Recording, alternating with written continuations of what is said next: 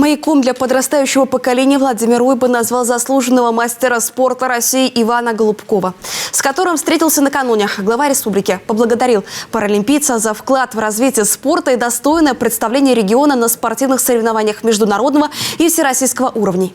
1 марта в Москве спортсмену будет вручена премия Паралимпийского комитета «Возвращение в жизнь». Немыслимый вообще труд у паралимпийцев. Потому что это победа над собой, в первую очередь. Это самое важное всегда и самая тяжелая победа. Вот. Ну и эта победа преодоление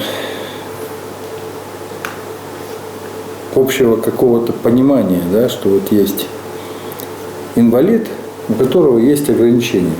А люди, такие как вы, Иван, показывают, что это у вас без кресла инвалидного есть ограничения, а у вас ограничений нет. Поэтому спасибо вам большое. Напомню, в прошлом году Ивану Голубкову присвоено звание «Заслуженный мастер спорта России». Также он был признан лучшим спортсменом 2022 года в номинации «Преодоление национальной спортивной премии».